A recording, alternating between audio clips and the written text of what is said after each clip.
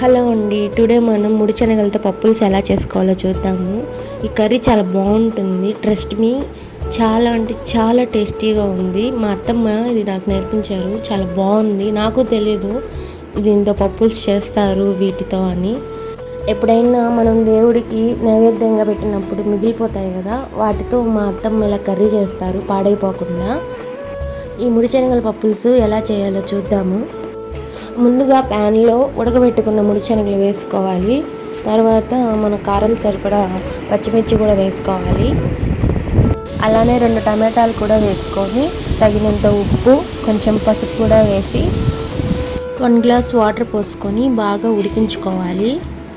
ఈ విధంగా ఉడికిన తర్వాత ఇందులోని వాటర్ తీసి పక్కన పెట్టుకొని ముద్దకంతో బాగా మెత్తగా నలుపుకోవాలి.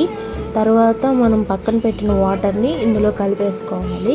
ఈ విధంగా బాగా మెత్తగా చేసుకున్న తర్వాత ఒక పెద్ద సైజు లెమన్ తీసుకొని ఆ రసాన్ని ఇందులో పిండుకోవాలి. ఈ రెసిపీలో మెయిన్ ఈ లెమనే టేస్టీ అన్నమాట. ఇది కొంచెం కరెక్ట్గా వేసుకోవాలి. ఒక పెద్ద సైజు నిమ్మకాయ అయితే సరిపోతుంది. ఇలా బాగా మిక్స్ చేసుకున్న తర్వాత ఒక ప్యాన్లో కొద్దిగా ఆయిల్ వేసుకొని ఆయిల్ బాగా హీట్ అయ్యాక ఆవాలు, జీలకర్ర, పచ్చెనగపప్పు వేసి బాగా వేయించుకోవాలి.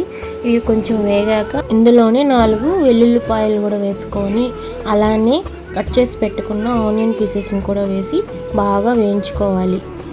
అలానే 5 ఉప్పుమిరపకాయలు వేసుకొని వేయించుకోండి. ఇవి ఉంటే వేసుకోండి, లేకుంటే ఆప్షనల్ ఇది. ఈ విధంగా బాగా రోస్ట్ అయ్యాక మనం ముందుగా ఉడికించి పెట్టుకున్న పప్పుని ఇందులో వేసేసుకోవాలి. ఇలా వేసి బాగా కలిపిన తర్వాత కాసేపు ఉడికించాలి.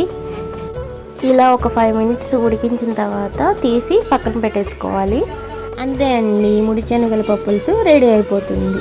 ఇది వేడి వేడి అన్నంలో ఈ కర్రీ వేసుకొని కొంచెం గీ వేసుకొని వడియాలు పెట్టుకొని తింటే చాలా చాలా బాగుంటుంది. మీరు కూడా ట్రై చేసేయండి.